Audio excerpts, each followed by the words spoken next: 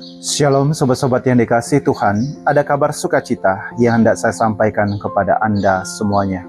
Sobat-sobat yang dikasihi Tuhan, fenomena belakangan ini menjaburnya banyak gereja-gereja. Ada gereja ini, gereja itu, didirikan oleh om ini, tante ini, ibu ini, bapak ini, kelompok itu. Dan kadang-kadang itu sangat membingungkan kita semua. Tapi kalau kita pelajari sejarah tentang gereja, kita bisa tahu bahwa melalui Yesus Kristus inilah, dan diberikan perintah kuasa yang besar kepada para rasul, khususnya Petrus, di atas batu karang ini, di atas engkau Petrus, akan kudirikan jemaatku. Sobat-sobat yang dikasihi Tuhan, kata jemaat, kalau kita terjemahkan dalam bahasa Yunani dan bahasa Latin, itu eklesia.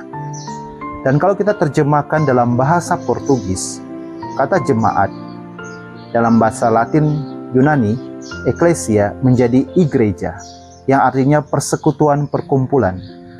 Dari kata igreja inilah, persekutuan perkumpulan ini diambil oleh gereja Katolik menjadi persekutuan perkumpulan orang-orang yang percaya kepada Yesus Kristus sebagai Sang Juru Selamat. Nah, mengapa kita bahasa Indonesia menggunakan kata gereja? Itu juga adalah kata serapan dari bahasa Portugis.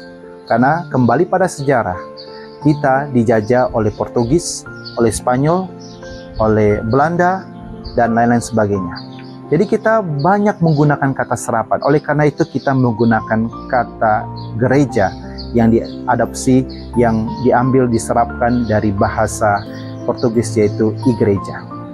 Tetapi yang menarik adalah muncul pertanyaan lagi, mana ada kata Katolik di dalam kitab suci? Kalau kita cari kata Katolik itu, yang kelihatan paling banyak adalah kata jemaat.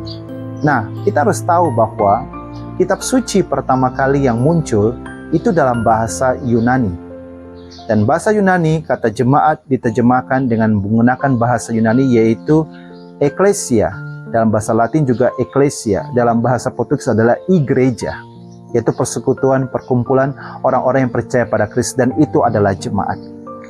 Dan jemaat pada pengikut Kristus yang mula-mula disebut sebagai pengikut jalan Tuhan. Dan pengikut jalan Tuhan ini berkembang luar biasa. Karena apa? Karena banyak orang tertarik dengan cara hidup mereka. Mereka tidak mau lagi mempertahankan harta duniawi mereka. Mereka menjual semua rumah, mereka menjual harta kekayaan mereka, dan mereka bawa di bawah kaki para rasul. Dan para rasul mengambil hasil itu semua dan membagikannya kepada banyak orang. Dan itulah yang disebut sebagai komuni. Dan seharusnya kita yang sudah terima komuni juga mempunyai sikap perbuatan perilaku yang demikian. Kita tidak lagi menganggap ini adalah milik saya, tetapi saya mau berbagi kepada mereka yang susah. Itulah inti dari komuni. Sobat-sobat yang dikasihi Tuhan, karena jemaat pengikut jalan Tuhan yang begitu besar ini mulai berkembang dan sangat berkembang luar biasa di Antioquia. Mulailah, karena di Antioquia itu adalah tempat kekaisaran Romawi yang begitu berkembang, kota yang sangat berkembang. Mereka mengecap pengikut jalan Tuhan ini dengan kata Kristen, yang muncul kira-kira 34 Masehi. Kata Kristen muncul.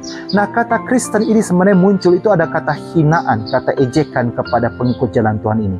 Engkau Kristen, yang artinya engkau punya guru, engkau punya Tuhan adalah Kristus. Dan kita juga seringkali dicap oleh orang-orang Romawi sebagai kafir. Kafir artinya kamu tidak mau menyembah Tuhan saya. Kamu kafir.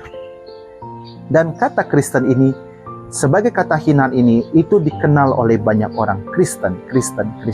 Itu sebenarnya awalnya adalah kata ejekan, kata hinaan orang-orang Romawi kepada pengikut jalan Tuhan, jemaat Tuhan. Kata Kristen.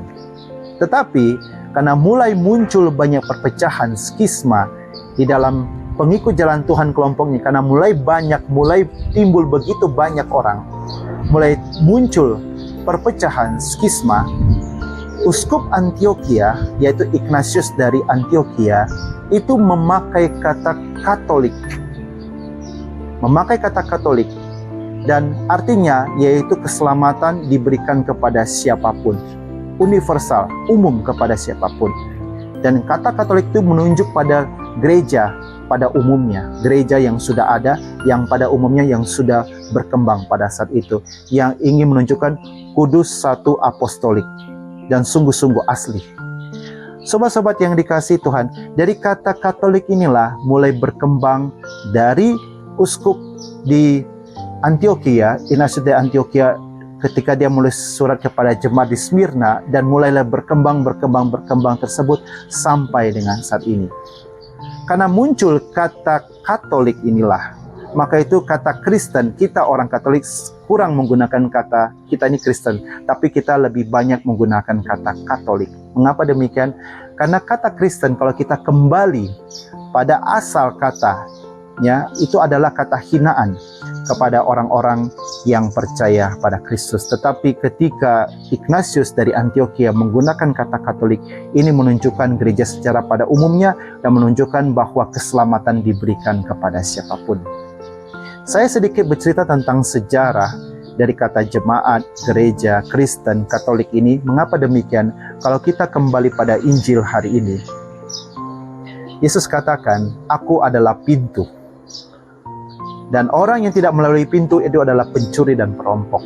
Dan kita tahu bahwa dari Yesus Kristus inilah, di atas batu karang ini akan kudirikan jemaatku, yaitu akan kudirikan gerejaku. Orang-orang yang bersekutu, yang percaya pada Yesus Kristus sebagai Juru Selamat. Kalau Anda mencerna penjelasan saya dari awal, Anda bisa tahu bahwa jemaat pengikut jalan Tuhan yang sempat berubah nama menjadi Kristen, kata-kata hinaan, dan akhirnya berubah menjadi Katolik karena ada banyak skisma dan ingin menunjukkan bahwa gereja yang satu, kudus, Katolik, dan apostolik, itu yang universal adalah Katolik. Dan kita percaya melalui Injil hari ini, Yesus adalah pintu.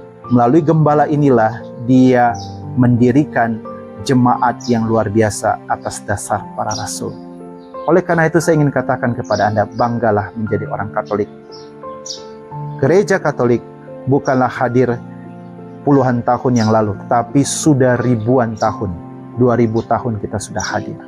Dan kita sudah mengalami banyak pergumulan, jatuh bangun dalam menghidupi iman kita di dalam gereja Katolik. Dan puji Tuhan, sesuai dengan janji Tuhan, alam maut pun tidak bisa menguasai jemaat ini.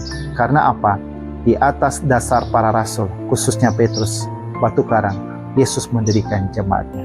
Dan Yesus adalah pintu, dan kita yang tinggal di dalam gereja Katolik inilah, ini kita hadir melalui pintu itu, yaitu Yesus Kristus. Semoga sedikit katekese dan juga dihubungkan dengan Injil hari ini membuka pikiran kita bahwa sekali Katolik, tetaplah Katolik, banggalah menjadi orang Katolik. Shalom, Tuhan memberkati Anda semuanya.